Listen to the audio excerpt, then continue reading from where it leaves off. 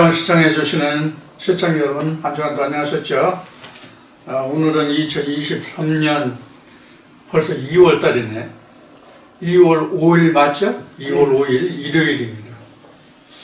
오늘도 저와 함께 요한복음 강해 오늘도 시작했습니다. 요한복음 시작한 지가 벌써 꽤 됐어요. 햇수로는 지금 2년째 하고 있는데, 햇수로는 작년에 시작했으니까 작년 봄부터 시작해가지고 거의 1년이네 요한복음 하는데요. 아직 이제 20장, 21장 이제 2장을 남겨놓고 있는데, 지난주에 말씀을 우리가 나누었듯이 그동안 우리가 지금 말씀을 듣는 우리 시청자분들께서는 예수가 지금 영적인 예수로만 지금 우리가 생각하고 이 말씀을 받아왔잖아요. 이 말씀을 함께 했잖아요.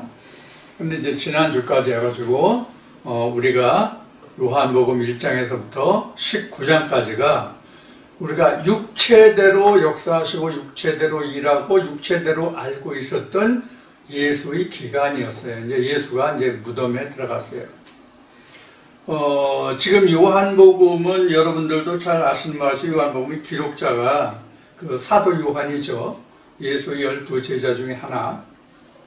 사도 요한이 기록한 건데, 사도 요한이 지금 세례 요한과 예수를 보면서, 즉 세례 요한을 통해서 처음에도 언급했듯이 요한복음 공부 시작할 때 언급했듯이 사도 요한이 세례 요한을 통해서 예수를 알고 예수를 통해서 하나님 나라와 그 의를 지금 찾아가고 있는 과정이거든요.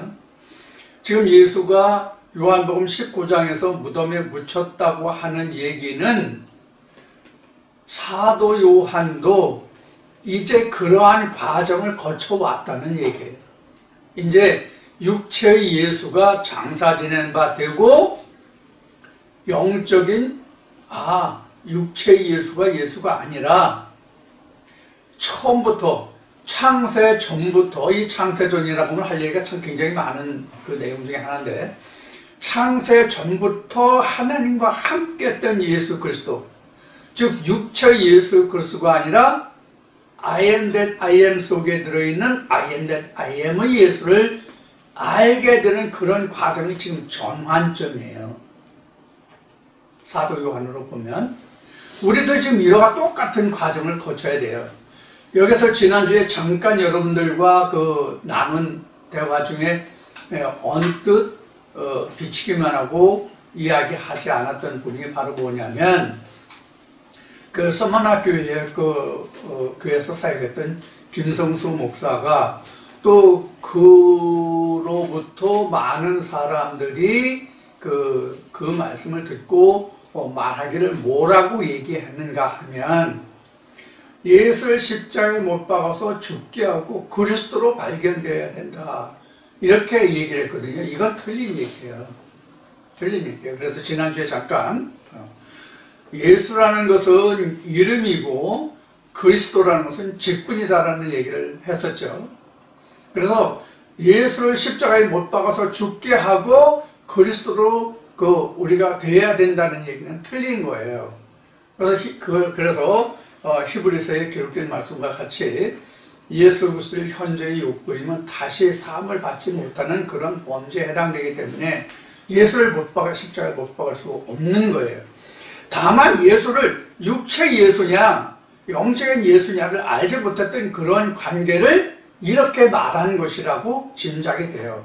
이 깊은 내용을 알지 못해서 그런 오해를 할 수 있는 그런 부분이죠. 그래서 예수나 그리스도라는 것은 같은 얘기입니다. 쉬운 얘기로 하면 우리 모든 인간들이 세상에 태어나면 호적에 자기 이름이 주어지잖아요. 자기 이름이 부모로부터 이름을 지음받든 누구한테 부탁을 하든 어쨌든 간에 자기 이름이 주어져요. 세상에 태어나면 누구든지 자기 이름이 주어진단 말이에요. 요사이는 타명이라고 그래가지고 이름을 부르는 그런 경우도 많이 있는 걸로 알고 있는데, 여하튼 이름은 내가 이 세상에 태어나면서부터 주어지잖아요. 그러면 예수라는 이름과 그리스도라는 직분이 있잖아요. 여러분 생명책에 어떤 이름이 기록됩니까? 그리스도라고 이름이 지어집니까? 아니야, 절대로. 절대로 그리스도라는 이름으로 지어지는 것이 아니라 예수라는 이름으로 지어져요.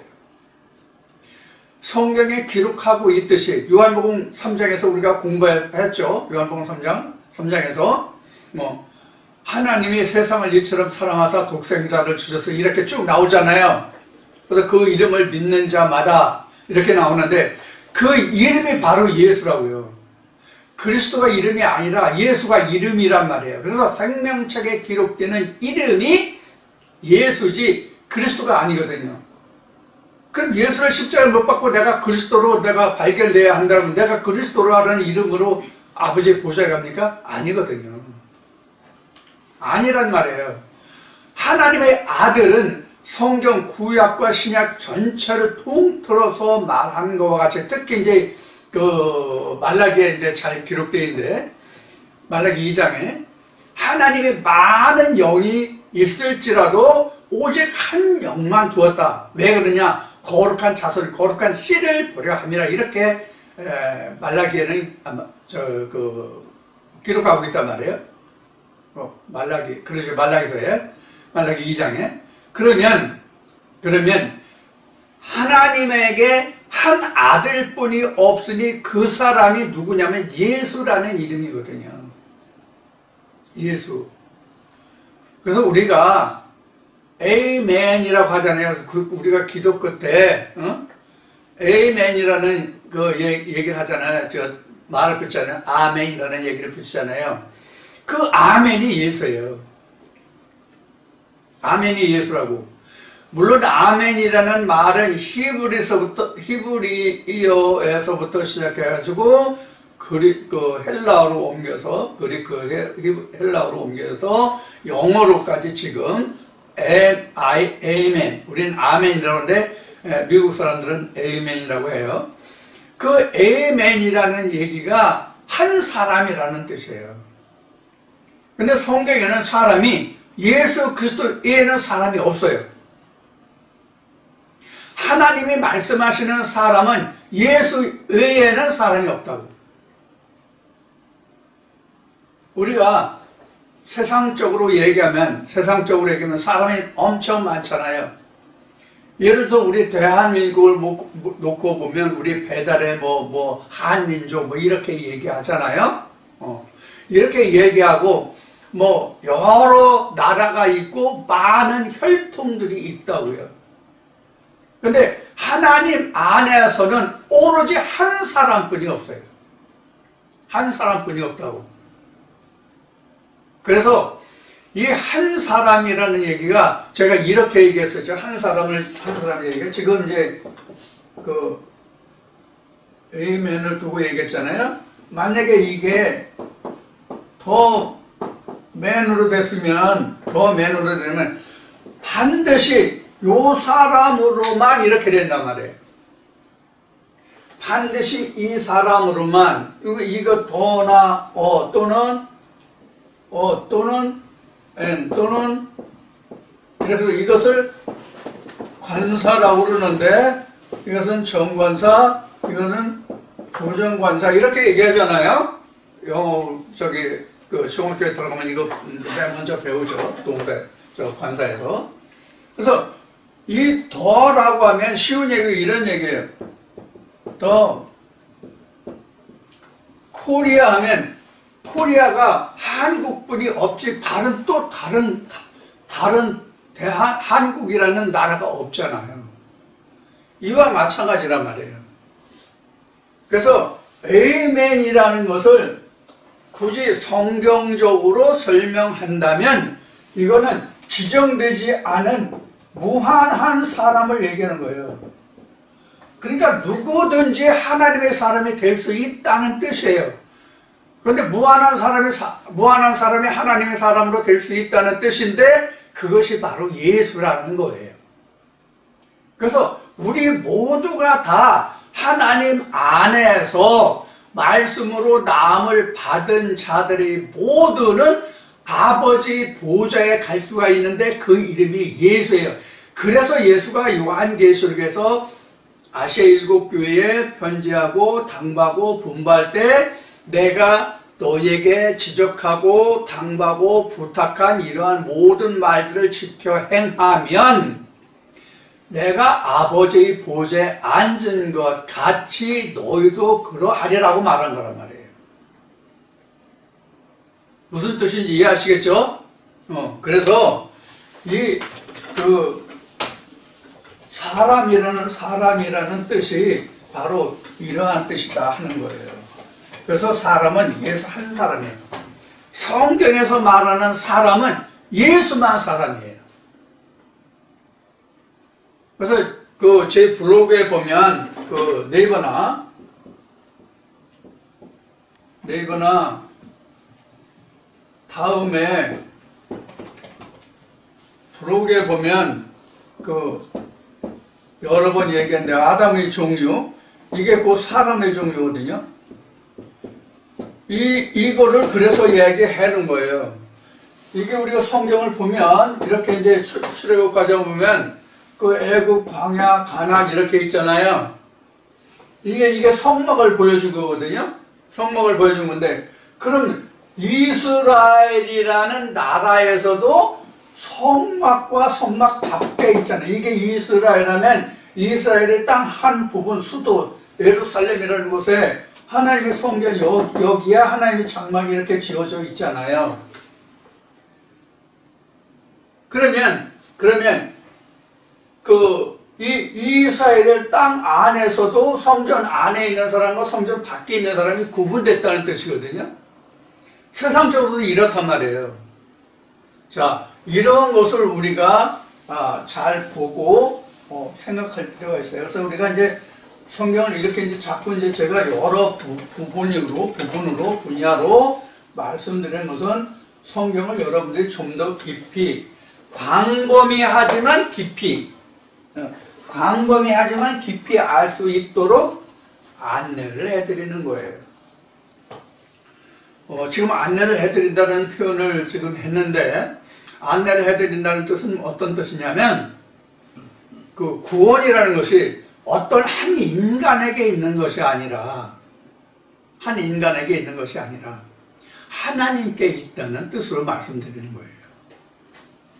구원이 한 인간으로서 구원이 이루어지는 것이 아니라 하나님께 달려있다, 그런 뜻이에요. 그래서 신천지 같은 경우에는 이만희로 말미암아 구원을 얻는다, 자기만 이긴 자라고 얘기하잖아요. 절대로 그렇지 않단 말이에요. 자기를 통해야만 구원을 얻는다고 하면 그것은 어떤 사람이 아무리 큰 하나님의 말씀의 능력을 가지고 있다 손치더라도 그 사람은 교주예요. 그 사람은 교주라고, 하나님의 대리인이 아니라고. 이것을 여러분들은 꼭 명심하셔야 돼요. 누가 어떤 말을 하든지 간에 그 사람을 가장 먼저 알 수 있는 것은 그 사람 자신을 뭐라고 표현하느냐에 달려 있어요. 지금 하나님의 말씀을 자기만이 증거한다고 하는 사람들이 많이 있거든요. 자기만이 하나님의 대리인이라고 하나님의 말씀을 하는 자라고 하는 사람들이 꽤 많이 있단 말이에요. 지금 알게 모르게. 그럼 그 사람이 진짜 하나님께로부터 본향을 받았는지 자의로 하는 것인지를 알 수 있는 가장 쉬운 방법이 뭐냐면 그 사람 자신을 하나님께 대하여 무엇이라고 하느냐 하는 거예요. 자기를 통해야만 구원을 얻는다고 하는 사람은 전부 교주예요. 이건 가짜 사입이다, 그런 얘기예요. 하나님의 말씀을 입어서 그 말씀의 대리인, 즉 그 사람을 하나님의 부리는 그릇으로 사용할 뿐이지 그 사람 자체가 하나님의 신이 되는 건 아니란 말이에요. 그 사람 자신이 말씀이 육신을 입었을 뿐이지 그 사람 자신이 하나님을 신은 예수는 아니다, 그런 뜻이에요. 근데 자기로 인해야만 된다는 사람들이 많이 있잖아요. 가장 대표적인 것이 지금 이만희를 얘기했는데 자기가 이긴 자로 자기를 통해야 된다고 얘기했는데 아니란 말이에요. 그 사람을 들어서 역사하는 그 말씀이 어떠하냐만 얘기해야 돼요. 이것이 요한복음 1장에서 얘기한 말씀이 육신을 입었다예요. 즉 하나님의 신이 그 사람을 입은 거예요. 무당들도 그렇잖아요. 나 어느 신을 섬기고 있다고 얘기하잖아요. 저도 하나님의 신을 섬기고 있을 뿐이지 내 자신이 하나님의 신이 아니란 말이에요. 내 자신은 하나님의 신이 나라는 육체의 그릇에 담겨져 있을 뿐이란 말이에요. 그러니까 하나님의 신을 담은 그릇에 불과해요.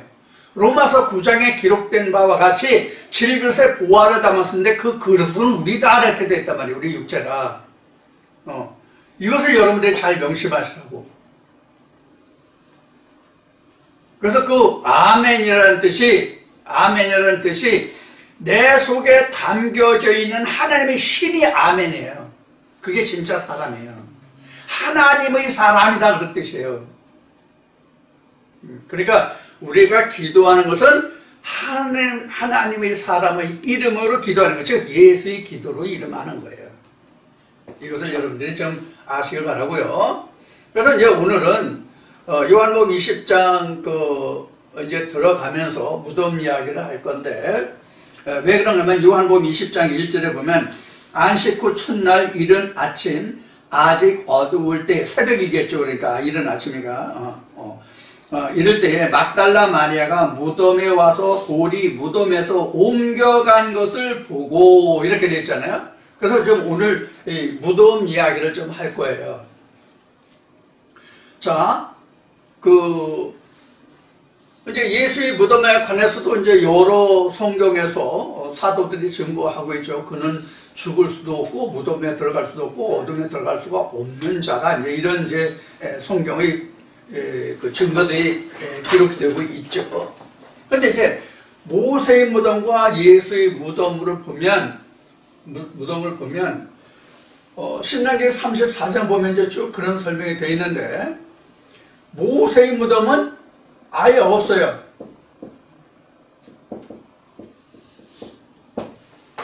아예 없어요. 근데 예수의 무덤은 존재해요. 예수의 무덤은 존재한다고요. 근데 예수의 무덤을 지난주에도 얘기했듯이 이렇게 이제 하잖아요. 이거 이제 우리가 이제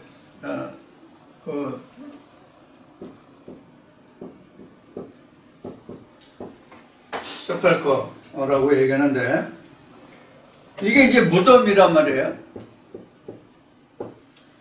참, 그런데 이거 무덤이라는 것이 우리가 일반적으로 생각하면 좋은 뜻의 그 의미가 무덤이 아니잖아. 예를 들어 지금 현재 우리 그 국내 문제를 볼 것 같으면 이재명이가 모든 그 범죄 아주 범죄 종합 상사같이 범죄가 그냥 뭐 얽히고 설키고 엄청 많잖아요. 예?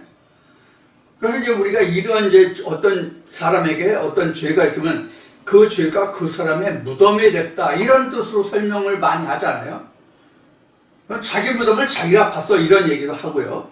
그래서 무덤하면 결코 좋은 의미로 쓰여지는 말이 아니에요, 무덤. 그런데 우리가 여기서 한 가지 주목할 것이 하나 있어요. 뭘 주목하냐면 무덤도 같은 무덤이 아니다는 얘기예요. 무덤도 같은 무덤이 아니다. 그 단어가 바로 이 세팔거예요. 무덤이라는, 같은 무덤이지만은, 무덤이 뭐 그레이브 톰 뭐 여러 가지 얘기했었잖아요. 그런데 이 예수가 묻힌 무덤은 첫째, 이게 돌무덤이라는 의미도 들어있고요. 돌무덤이라는 의미도 들어있고요. 세팔거라는 말 뜻에 이런 의미도 들어있고요. 또 하나 우리에게 주목해야 할 이 세팔거의 중요한 의미가 뭐가 있냐면, 무덤은 무덤이로되 희망이라는 뜻이 부과된 의미가 바로 세팔거예요. 그래서 같은 무덤이 아니라는 뜻이에요. 지금 무슨 얘기인가 하면, 예수가 평상시에 살아있을 때 제자들에게 죽기 전에 이런 얘기를 많이 했죠. 너희가 지금은 내가 십자가에 달려서 죽고 내가 아버지께로 간다는 걸로 너희가 슬퍼하고 괴로워하고 힘들어하는데, 그러나 나중에는 너희가 더 기쁨이 충만할 것이라는 얘기를 하죠, 예수가. 왜 그래요? 육체 예수가 죽어야 진짜 예수가 오거든. 그러니까 예수의 무덤이라는 것은 어떤 사망과 죽음, 그레이브나 톰이나 이런 그 무덤이 아니라, 정말 신체가 묻혀있는 그런 무덤이 아니라 예수의 육체의 예수가 죽는다는 것은 우리에게 희망의 무덤이에요. 부활의 예수가 있기 때문에. 그러면 예수는 육체의 예수가 있고 부활의 예수가 있잖아요. 이 육체 예수가 죽어야 부활의 예수, 영적 진짜 참 예수라고 합시다. 그냥 참 예수가 오는 거거든요. 그러니까 같은 무덤이라고 할지라도 육체의 예수가 무덤에 들어간다고 하는 것은 엄청난 희망의 무덤이라는 거예요. 그럼 우리가 육체 예수가 죽지 않으면 어떻게 돼요? 예수가 우상이 되는 거예요. 하나님이 우상이 된다고. 뭐 우리가 절에 가고 어디 무속신앙에 무당한테 가고 이런 것만 우리가 우상에 가는 게 아니라고. 예수의 이름을 부르고 하나님의 이름을 부르고 그렇게 할지라도 육체 예수를 생각하면 그 예수와 하나님은 우상이 된다고. 왜 그렇게 돼요? 왜 우상이 되죠? 육체 예수를 보면, 육체 예수를 생각하고 믿으면 그것이 우상이 된다라고 지금 얘기했잖아요. 왜 그러냐 하는 거예요. 왜 그러냐 하는 거예요. 왜 육체의 예수를 믿으면 그가 우상이 되느냐 하는 얘기예요. 이걸 알아야 돼, 이거를. 그냥 말로만, 육체 예수를 믿고 섬기고 따르면 우상을 섬기는 거다. 이렇게 그냥 말로만 하는 거죠. 왜 그런가를 알아야 되는 거. 알아야 되거든. 왜 그래요? 왜 그래요? 여러분들 답을 한번 우선 다뤄보세요. 제가 말하기 전에 여러분들 스스로 지금까지 말씀을 들어온 들어온 그 바탕을 기초로 해서 한번 생각해 보세요. 답이 뭔가? 왜 그런가? 하나님과 예수는 실존이 아니기 때문에요. 실상이 아니기 때문에. 지금 무슨 얘기냐? 실상이라는 얘기가 무슨 얘기냐? 육체가 아니라는 뜻이에요. 하나님의 영이라고 그랬잖아. 하나님이 영이면 그 아들도 영일 거잖아. 그렇잖아요. 그런데 육체대로 예수를 섬기려면 어떻게 돼? 우상이 되는 거야. 그래서 2000년 전 예수가 다시 올 거라고 믿고 따르는 거야, 지금도.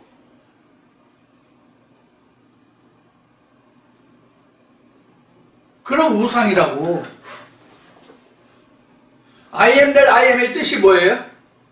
우리 번역된 출애굽기에 기록된 I am that I am이라고 영어로는 돼 있는데 그 번역된 것이 뭐예요? 우리 한글로 번역된 말의 뜻은 스스로 있는 자잖아. 스스로 있다는 뜻이 뭐예요? 만든 이가 없다는 뜻이라고. 스스로 있는 자라는 뜻은 만든 이가 없다는 뜻이란 말이에요. 그래서 여러분들에게 먼저 예수가 입었던 두 옷을 얘기할 때 히마티온과 키톤을 얘기했었잖아요. 그럼 키톤은 사람의 손을 타지 않은, 사람의 손으로 짓지 아니한, 사람의 호지 아니한 옷을 입었다라는 말씀을 제가 풀어드렸죠. 전혀 사람의 손에 누가 지어서 만드는 것이 아닌 것이 바로 속옷 키톤이라고. 하나님이 입혀주신 옷, 하나님이 입혀주셨는데 그 하나님이 바로 뭐예요? 스스로 있는 자 I am that I am이잖아요. 그러니까 그 옷도 사람의 손으로 어떻게 지어지고 만들어지고 가공된 것이 아니라는 뜻이에요. 그래서 하나님과 예수는 사람이 어떻게 할 수 없는 그러한 존재예요. 그런 의미에서 그가 크고 존귀하고 전지전능하다라고 말하는 것이지 다른 그 어떤 뜻이 사실은 없어요. 하나님이 전지전능하시고 뭐 높으시고 뭐 어쩌고 뭐 능력이 뭐하고 뭐 없는 것이 없고 모르는 것이 없고 뭐 전지전능이라는 뜻이 그런 뜻이잖아요. 그렇게 말하는데 그게 바로 뭐냐면 아무도 인간으로 그것을 가공할 수 없다는 뜻이에요. 즉, 이 성경을 사람이 어떠한 학문으로도 지식으로도 그 무엇으로도 이 성경을 변개할 수 없다는 얘기예요. 근데 우리가 여기서 생각해 보자고요. 신학이, 각종 많은 신학이 얼마나 많은 성경을 쪼개고 가르고 깎고 다듬었는지. 무슨 얘기냐면 얼마나 자기네들이 신학 이론에 맞게 다듬질했느냐 하는 거예요. 요한계시록 보면 총량이 나오죠. 총량. 14만 4천을 총량했더니 144규빗이 되더라 이렇게 나오잖아요. 이는 곧 사람의 총량이더라. 천사의 총량인데 곧 사람의 총량이더라 이렇게 나왔죠. 그 사람이 뭐예요? 아멘, 예수예요. 예수의 총량이에요. 그게 거기 사람이라고 나오니까 그 사람이 예수의 총량이란 말이에요. 요한계시록을 누가 기록했어요? 사도 요한이 기록했죠? 그럼 사도 요한은 누구의 음성으로 듣고 요한계시록을 기록했어요? 예수의 영의 안내를 받아서 요한계시록을 썼잖아요. 그러면 그 총량을 누가 했어요? 예수의 영이 총량한 거예요. 그게 사람이에요.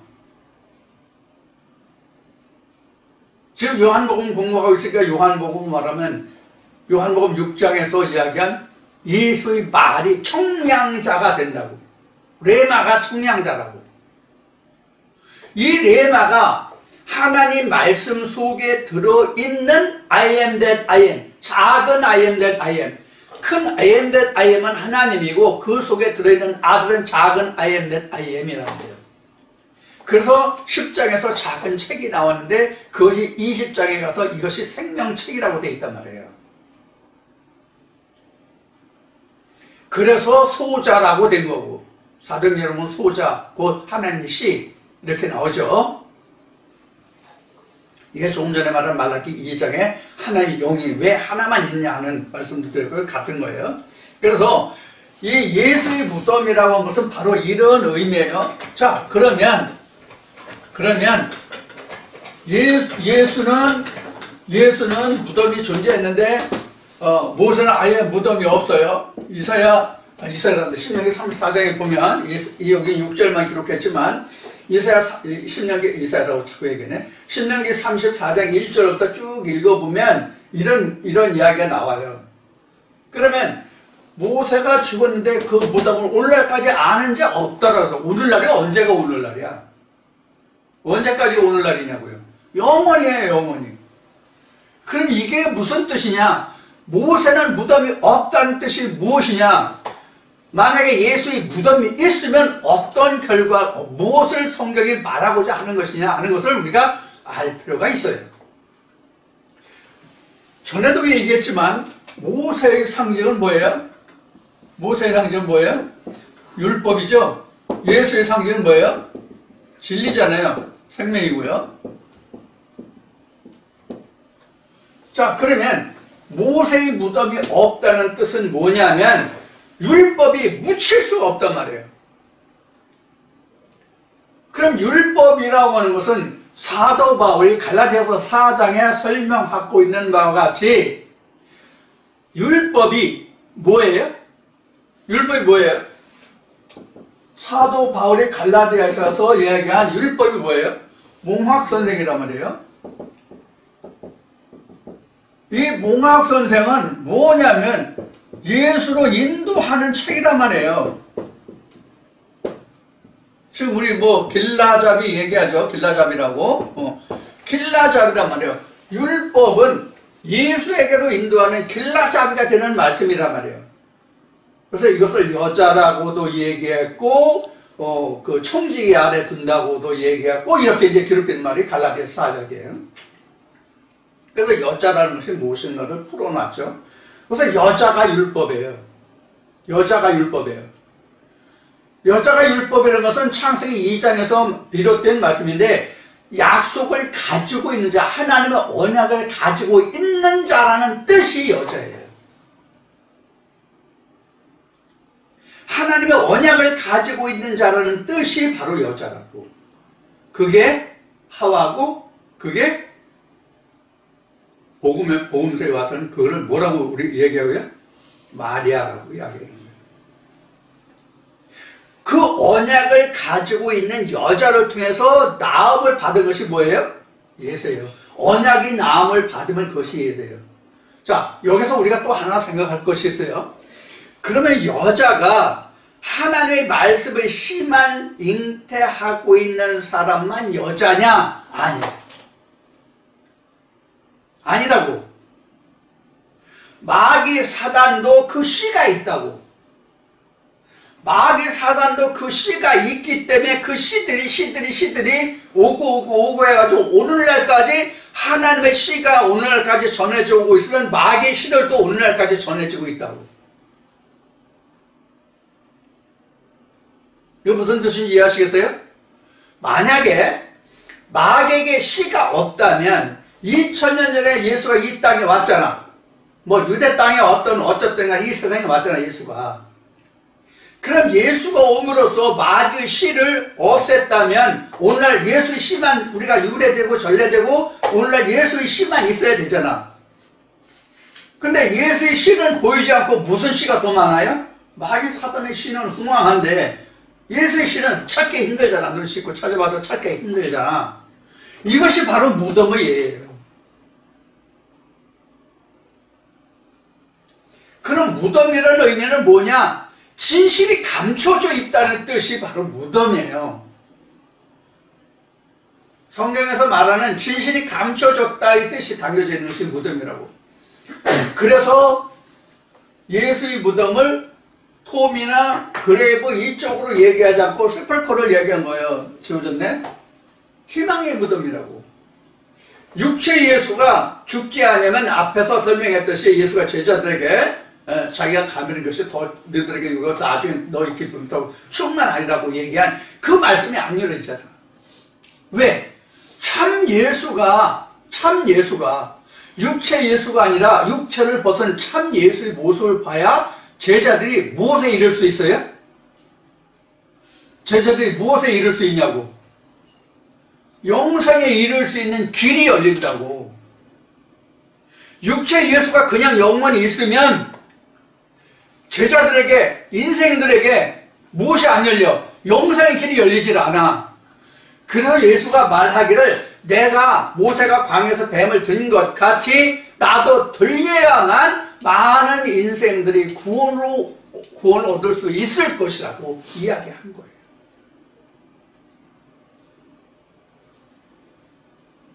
그럼 그들만 그래?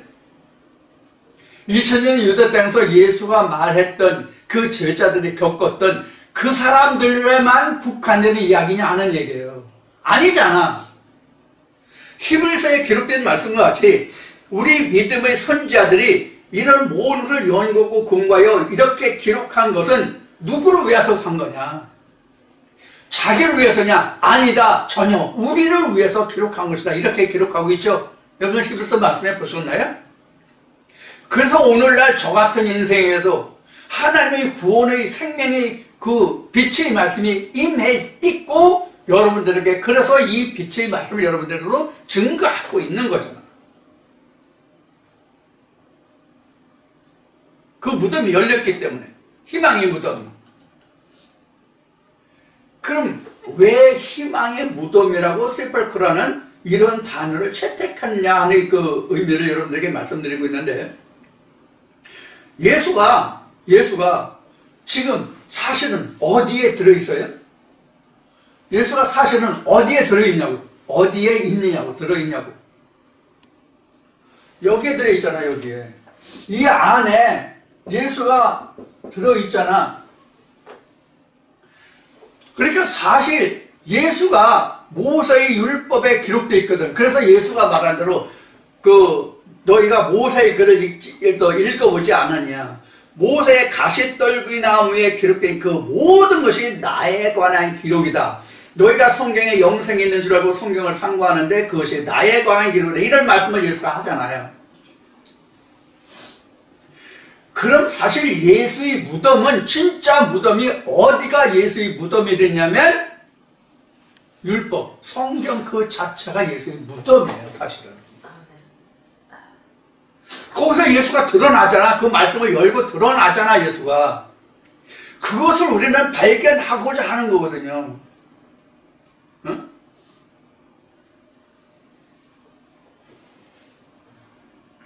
우리가 그런데 지금까지, 저도 마찬가지였지만, 지금까지 이 성경에 기록된 이 말씀 본문만을 가지고 이것이 하나님이다, 예수다, 영생이다, 구원이다, 이렇게 얘기했잖아. 아닌가? 나만 그랬나? 여러분은 안 그랬는데 나만 그랬나 보네. 알고 보니까 아니더라고. 이 성경은 껍데기야, 전부 다 껍데기.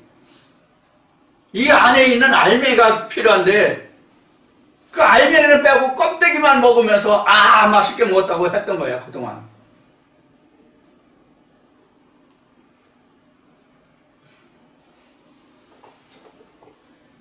여러분들 우리 조미료라고 해야 되나, 향신료라고 해야 되나, 뭐라고 해야 돼? 양파, 마늘, 이런 거 있잖아요. 우리가 영양학을 말하는 의사들이나 영양학을, 음식을 전공한 사람들은 양파나 마늘을 말할 때 그 껍질이 더 좋은 성분이 많다. 그래서 양파도 그 겉에 말른 붉은색이라고 해야 되나, 갈색이라고 해야 되나, 무슨 색이라고 해야 돼? 그 마른 껍질, 그 마늘도 그 껍질, 거기에 영양이 더 많으니까 그거 그냥 버리지 말고 그것을 잘 모아놨다가 그 국물을 우려내서 마시면 몸에 좋다 하는 얘기를 많이 하잖아요. 그래서 우리가 양파 껍질 같은 경우는 모아뒀다가 다시 다 국물 내는데도 많이 쓰고 지금 그러죠, 가정주부들이.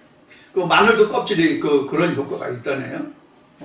파도 그 뿌리 같은 거를 흙을 잘 씻어내서 말렸다가 그걸 끓여 먹으면 감기나 후두염, 목 아픈 데 같은데 좋다고 그러죠. 물론 도라지도 좋지만. 이런 우리 영양학을 말하잖아요. 그런데 성경은 세상의 음식물은 영양을 섭취할 때 껍질이 더 많은 것도 있지만 성경은 반드시 껍질을 까내고 먹어야 되는 식물이에요.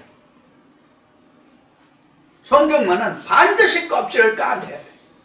까내고 또 까내야 돼.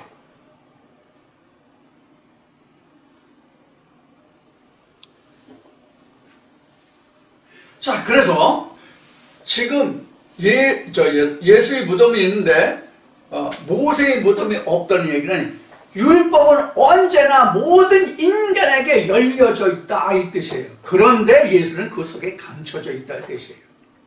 그래서 예수가 모세의 글에 가시떨기나무 모든 글에 나에 관한 것이라고, 나에 관한 것을 기록했다고 한 거예요. 그럼 우리가 구약 성경을 볼 때 예수라는 단어가 나와요, 안 나와요? 안 나와요. 근데 예수 다음에 바튼을 이어받은 사람이 누구예요? 여호수아죠. 여호수아가 예수라는 말을 하는 사람들이 너무나 많거든요. 신학자들 중에. 아니에요. 절대로 그는 예수가 아니에요. 하나님의 상징적으로 보여주신 거예요. 창세기 1장 2절에 루아흐, 하나님의 신이 나오잖아요. 하나님의 신. 그 하나님의 신이 현현한 거예요. 신학적인 용어로 얘기하면 현현한 거예요. 우리에게 나타난 거야. 드러난 거야. 이게 요한복음 1장에 와서 그가 세상에 사람들, 인생들에게, 세상에 있는 사람이에요. 인생들에게, 사람에게 빛으로 생명으로 왔는데 그 어둠이, 인생이 알지 못하더라, 깨닫지 못하더라, 영접하지 않았더라, 이렇게 기록한 거란 말이에요. 왜 그래요? 껍데기만 먹어왔잖아. 껍데기만 먹으면서 그게 참이라고 우리가 세뇌 교육을 받았기 때문에 참 것이 와도 이건 아니야. 먼저 우리가 먹었던 게 참이야. 이렇게 된 거야. 이게 복음서에 와서 뭐라고 기록했냐면 묵은 포도주와 새 포도주로 설명한 거예요. 누가 새 포도주를 좋아합니까? 저 술을 굉장히 좋아하는데 여러분들 앞으로 저한테 선물을 보내면 저 좋은 술 좀 많이 좀 보내주세요. 술 엄청 마시거든요. 어제 저녁에 소주 2말뿐이 못 마셨는데. 진짜 2말 마셨더니 아침에 못 일어나겠어요. 겨우 일어났어요. 지금 여러분들 말씀 듣는데 이상하죠? 뼈가 꼬였죠? 이렇게 우리가 묵은 포도주에 취하는 것이 아니라 새 포도주에 취해야 되는데, 새 포도주는 뭐가 필요해요? 새 포도주는 자기가 맛있게 먹으려면 숙성 과정이 필요하잖아. 그러니까 이게 싫은 거야. 이게 요한계시록 보면 내 입에서는 단데 내 배에서는 쓰더라야. 이걸 소화시켜서 숙성시켜야 맛을 아는데, 금방 술 담아서 마시면 맹물도 아니고 술도 아니고 뭐야, 아무것도 아니잖아. 차라리 맹물 마시는 게 낫지. 그런 의미란 말이에요. 그런 의미. 그래서 묵은 포도주와 새 포도주가 그런 얘기고, 가나에서 그 혼인잔치에 그 독에다가 항아리에다가 냉수를 퍼다 부었는데 그걸 연회장에 갖다가 퍼다 줬더니 저 대체적으로 좋은 술을 처음에 내고 나중에는 나쁜 술을 내오는데 이 집은 진짜 술을 나중에 내온다, 이런 말씀이 기록되잖아요. 그게 바로 뭐예요? 율법과 진리에서 그 사이에서 율법에 있다가 진리에 와서 진리 맛을 본 것을 이야기하는 거거든. 술 맛을 이야기하는 것이 아니라. 우리 지금 혼인잔치에 왔잖아. 여러분들 지금 표면적으로 얘기하면 여러분들 다 나한테 시집 오기를 원해서 지금 이 자리에 있는 거예요, 여러분들. 본문적으로 얘기하면. 근데 그것이 말씀이 신앙이 됐을 뿐이에요, 말씀이. 고린도후서 11장 2절에 있는 말씀같이 여러분들 지금 내가 뭘 중요하려고 하는 거예요? 예수를 중요하려고 하는 거잖아. 그러니까 여러분들 시집 가려고 지금 단장이라고 해요. 뭐라고 그래야 되나? 연지군지 찍으러 온 거야, 지금. 단장이라고 그러나? 여러분들 남자나 여자나 막론하고 예수한테 시집 가려고 지금 단장으로 나온 거라니까? 무슨 단장? 말씀으로. 연지군지 또 딱뿐이지, 그거 바르고 단장하는 게 아니라, 하나님 말씀으로 꽃단장하고, 한 남편이 예수 그리스도에게 중매드리려고 내가 여러분들에게 지금 뚜쟁이 역할을 하는 거예요, 지금. 시집 가세요, 그러고. 근데 시집 갔다 오는 사람도 있고, 시집 가려고 한다는 사람도 있고, 이미 내가 그 시집 가서 애 낳았다는 사람도 있고, 참, 가지각색이네, 많네, 지금. 이렇게 얼굴 표정 보니까. 그래서 모세의 무덤은 없는 거예요. 모세의 무덤이 없다는 뜻은 실제 모세가 죽었는데 모세의 무덤이 없다의 뜻이 아니에요. 성경에서 말하는 모든 인물들은 거의 다 상징화예요. 우리가 학교 다닐 때 의인화라고 얘기하죠. 예를 들어서 토끼와 거북이의 경주 있잖아요. 이것도 하나의 의인화잖아요.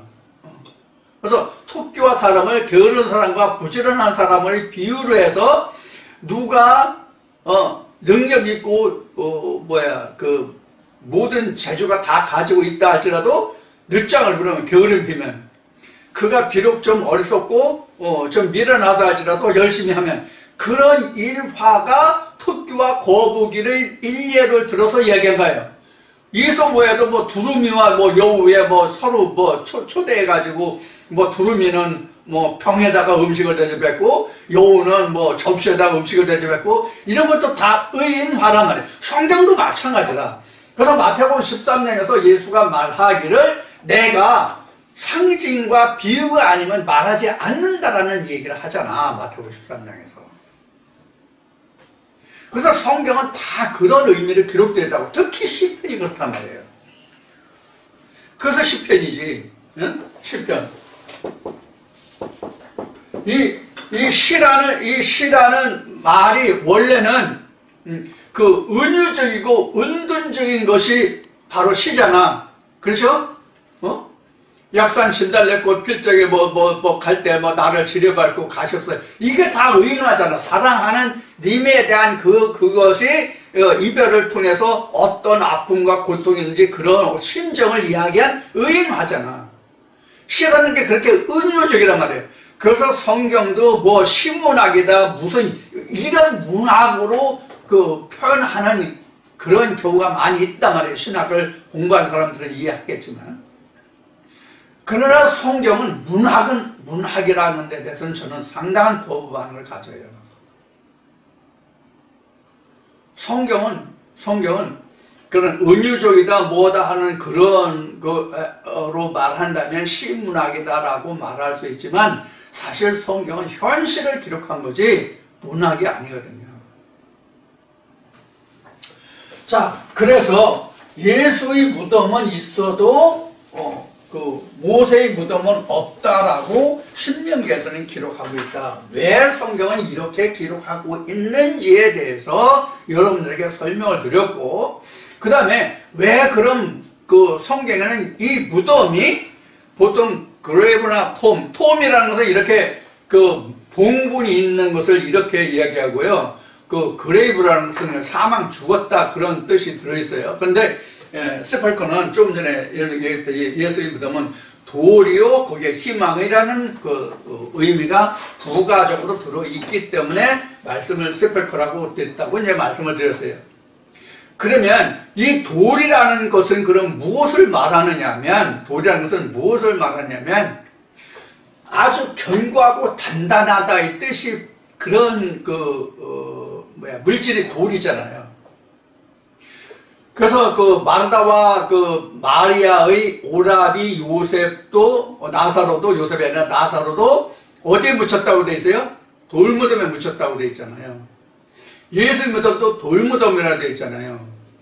그러면 성경에서 말하는 이 실제의 돌은 무엇을 상징하냐면 견고하고 결코 뚫고 들어갈 수 없는 단단함을 가진 사람의 마음을 상징하는 게 바로 돌이에요.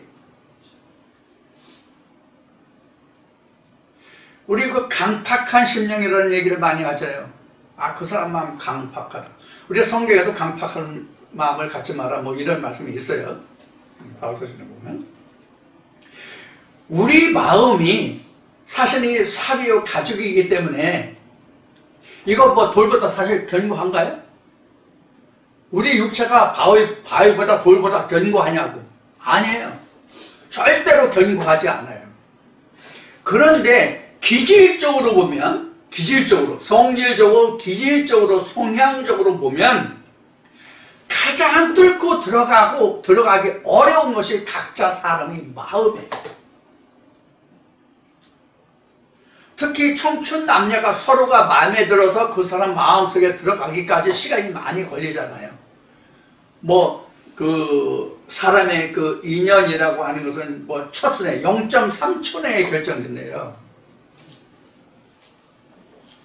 성의학자들이 말하는 거에 보면은 많은 시간을 두고 상대방의 배우자를 고르는 것 같지만 사실 우리 뿅 간다는 얘기를 많이 하잖아. 뿅 간다는 얘기를 많이 하는데 이성을 보고 자기 마음에 드는지 안 드는지를 본능적으로 판단하고 결정하는데 0.3초도 안 걸린대요.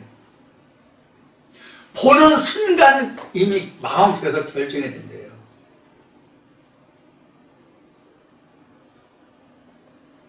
자, 그런데 우리가 실제로 하나님의 생명의 말씀이 각자 자기 마음속에 들어오기까지는 그렇게 쉽지가 않단 말이에요. 실제 인생에서는 이성안에 뿅 가는 순간이 0.3초 아니라 0.0003초라 할지라도 하나님의 생명의 말씀은 내게 오르는데 그렇게 시간이 오래 걸린단 말이에요. 여기에서 지금 돌을 얘기한 거예요. 그렇게 강팍한 인생의 마음에도 이 순간에 뿅 가는 순간이 있는데 하나님과 나 사이는 남녀 관계와 같은 이야기인데 우리가 하나님의 신부가 돼야 되니까 그래야 하나님의 아들을 낳을 수 있잖아요. 예수의 아들을 낳을 수 있잖아요. 그래야 내가 그 아들을 덕을 보고 우리가 영생에 이룰 수 있으니까 무슨 뜻인지 잘 이해하고 들으세요. 실제 아들이 아니니까 말씀이란 말이에요. 자, 그런데 우리가 그 생명의 말씀을 받아들이고 내가 그를 인타하기까지 시간이 엄청 많이 걸린다고. 이제 예수가 무덤에 들어갔다고 하는 얘기는 이제 내가 신랑의 본 모습을 볼 수 있는 시간이 가까웠다는 의미가 돼요. 왜? 무덤에 들어가지 않으면 실상의 예수가 부활해 오지 못하기 때문에. 실상의 예수가 부활해 와야만 그가 진짜 내 신랑이 되는 거거든. 무슨 뜻인지 아시겠어요? 우리가 청춘 남녀가 결혼을 안 하고 미리 뭐라 그래? 그걸 뭐라 그러지? 동거를 하고 같이 사는 경우가 많잖아요. 옛날에는 가정 형편이 어려워서 결혼식을 못 올리고 사는 사람들이 많았고, 지금은 그걸 뭐라 그러나, 자기들의 편리함을 추구하기 위해서 결혼을 안 하고 동거하는 사람들이 많고, 결혼했다 할지라도 자식을 안 낳는 딩크족인지 띵크족인지 뚱크족인지 돼지족인지 그런 사람들이 많은데, 하나님 안에서는 그렇지 않단 말이에요. 하나님 안에서는 반드시 알을 낳아줘야 돼. 반드시. 하나님 안에서는 반드시 알을 낳아줘야 된다고. 경상도 말로는 프로포즈를 그렇게 한다면 내 하나 낳아두고 그런다면 경상도에서는 그와 같이 내가 하나님의 신부가 된다는 것은 내가 당신의 아들, 하나님의 아들을 내가 낳아주겠소라는 뜻이라고. 그래서 제가 이제 이런 얘기를 많이 했어요. 남녀가 결혼한다는 뜻은 거기에 표면적으로 말하는 일은 아무도 없지만 가장 표면적으로 근본적인 그 이면적으로 들어가서 이야기하면 둘이 몰래 나누던 사랑을 이제 공개적으로 사랑을 나누라. 그 대신 남자와 여자 사이에는 어떤 묵계가 거기가 들어있느냐면 내가 너한테 씨를 줄 테니까 너는 내 알을 낳아줘. 여자는 너 나한테 씨 줘. 그럼 내가 내 낳아줄게. 이게 그 안에 묵계로 들어있단 말이에요. 결혼이라는 것은. 무슨 뜻인지 아시겠어요? 이것을 하나님 안에서 이것을 표현해보면, 옮겨보면 이래요. 내가 하나님께 신부로 들어간다고 해서 하나님과 결혼하는 것은 내가 영생에 간다는 것이잖아. 응? 내가 하나님을 믿는다고 하는 것은, 즉 내가 하나님을 믿는다고 하는 것은 내가 영생을 바라보고 간다는 뜻이잖아요. 근데 그 안에 조건이 뭐가 있냐? 하나님은 그 사람에게 그래 너 구원에 이르게 해줄게. 그 대신 너 내 애 하나 낳아줘. 이 이야기가 거기에 들어있다는 그 얘기를 하고 싶은 거예요. 무슨 뜻인지 이해하셨죠? 그럼 우리는 반드시 그 어떤 씨가 아닌 오로지 하나님의 씨인 예수 그리스도의 씨를 잉태해서 그 씨를 아들을 내라는 얘기예요. 그게 이 무덤 안에 들어있다. 그래서 희망이라는 얘기를 그래서 하는 거예요. 무슨 희망이에요? 아들. 그래서 이게 소망이라고 해요.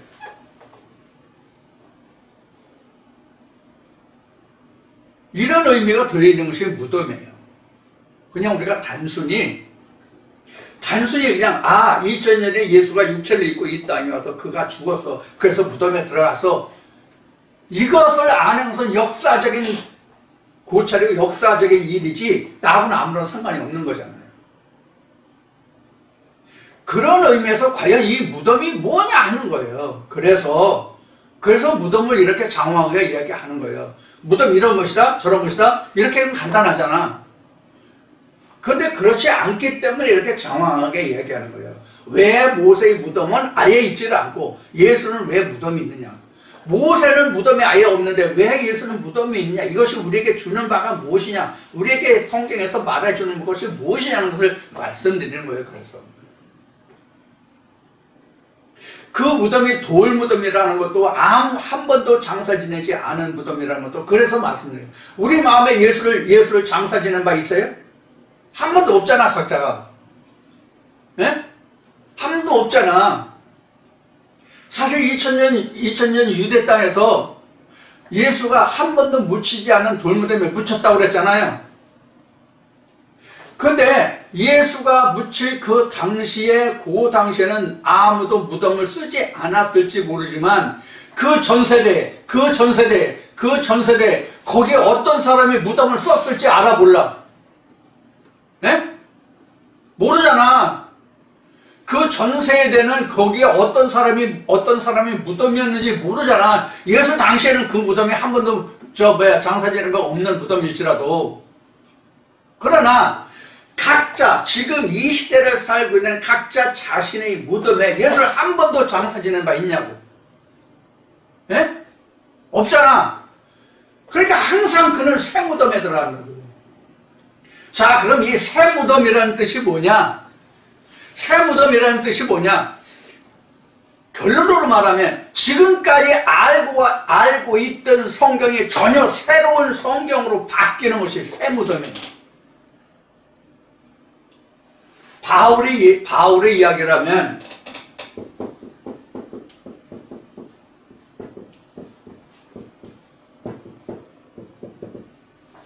바울이 이렇게 증거하죠.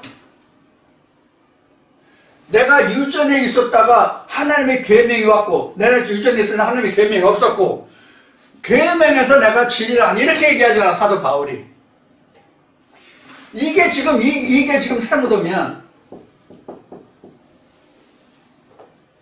이건 절대로 새 무덤이 안 나와. 새 무덤이 안 된다는 얘기는 뭐냐면 진리가 나올 수 없단 말이에요, 유전에서는. 네? 유전도 무덤인데, 이 무덤인데 여기에서는 절대로 예수가 나올 수가 없잖아. 이 계명에서만 나오잖아. 바울이 다메섹에서 새 계명을 알게 되잖아. 그전엔 전부 유전이었잖아. 이건 다 무덤이야. 통틀어서 다 무덤이야. 그래서 이게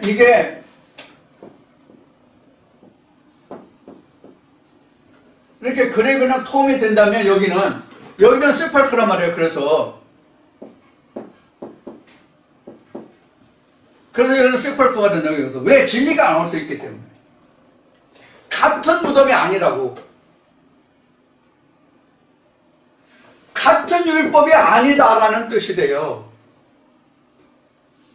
같은 율법이 아니라고. 사람의 예대로 성경을 말하면 그거는 진리가 나올 수가 없다고. 하나님의 말씀대로 해야만 진리가 나온다고. 같은 하나님의 모세의 계명이라고 할지라도 사람의 예대로 말하면 예수가 없어. 예수를 말하지만 예수가 부활해 올 수가 없어. 하나님의 계명대로 말해야만 거기서 예수가 부활해 나와 무덤문이 열려. Understand? Understand above stand? 이런 뜻이 바로 무덤의 이야기예요. 근데 방금 말씀을 드렸듯이 우리가 무덤 하면 예수 2000년 전에 육신을 입고 와가지고 하나님의 아들인데 육신을 입고 와가지고 그 육신이 빌라도에게 고난을 받고 유대인들에게 고난을 받아서 실험을 받아서 그가 시기 질투에 의해서 빌라도의 손에 그가 죽었어. 그래서 무덤에 묻혔어. 그리고 부활했어. 이렇게 아는 것은 삼척동자도 안다니까. 삼척동자도 안다고. 그럼 그 실상이 뭔지는 모른단 말이에요. 그럼 우리는 무덤을 옮기는 거예요, 사실은. 응? 절대로 예수가 부활할 수 없는 무덤에서 예수가 부활할 수 있는 무덤으로 오는 거예요. 예수가 부활할 수 있는 무덤으로 와야 광명을 찾는 거야, 진리. 빛 가운데로 온다고. 그래서 광명의 빛, 새벽별이라고 얘기한 거예요. 자, 이제 이렇게 우리가 무덤이라고 하면 뭐 간단히 그냥 지금 얘기한 대로 역사적으로 전에 이랬어, 옛날에 이랬어 하면 간단하잖아요. 그럼 뭐 더 알 거 뭐 있어? 그랬네? 아, 그런 사실이 있었지. 맞아. 역사적으로 그런 일이 있다고 하니까 그렇게 했겠지. 이렇게 하면 간단하잖아. 그럼 우리는 늘 얘기했듯이 이런 것을 통해서 하나님은 우리에게 무엇을 말씀하시고자 하는 거냐. 하나님이 우리를 통해서 우리에게 현재 이 말씀을 통해서 우리에게 무엇을 말씀하시고자 하느냐. 이게 중요해요. 이게 진리란 말이에요. 이게 예수가 말한 요한복음 6장에서 말한 내가 너에게 이른 말이란 말이에요. 그 말을 통해서 무덤이 열린단 말이에요. 그 말을 통해서. 그래서 마태복음 27장에 보면 부활을 하는데 예수가 먼저 부활하고 그 다음에 거기에 그가 강림할 때고 마지막에 그에 붙은 자 이렇게 나오는 거예요. 그래서 예수가 먼저 부활해야 된다고. 이것이 지난주에 여러분들에게 설명드린 요한복음 19장까지가 무덤이고 이제 무덤에서 예수가 부활하고 내가 앞으로 어떻게 부활의 예수와 함께하느냐 이것은 각자에게 주어지는 것이에요.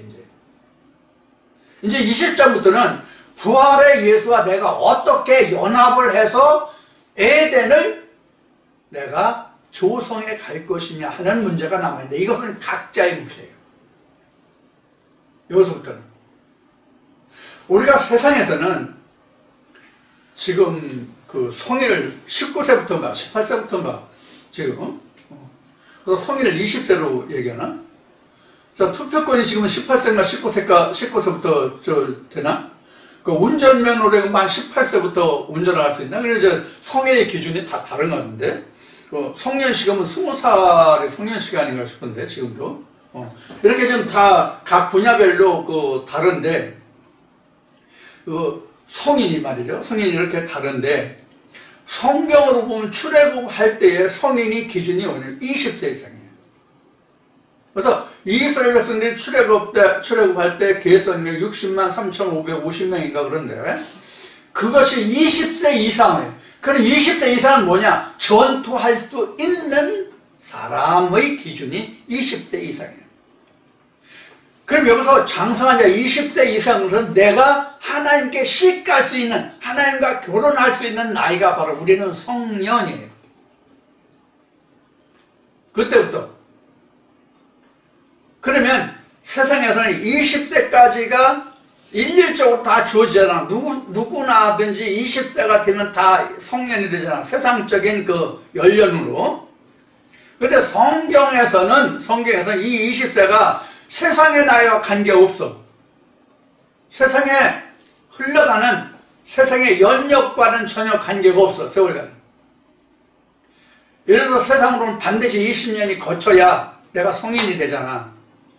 근데 성경에서는 요한복음 1장에서 19장까지 예수의 무덤이고 예수가 무덤에 있을 때 육체대로 아는 거고 그 육체대 예수가 무덤에 묻히고 20장부터 부활의 예수로 들어간다 하면은 요한복음 1장부터 19장까지 오는데 예를 들어서 내가 지금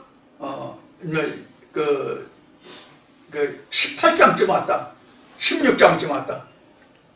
그래도 내가 이 과정을 초월할 수 있는 거예요. 성경에서는. 그래서 성경에서는 사람의 때와 하나님의 때가 달라요.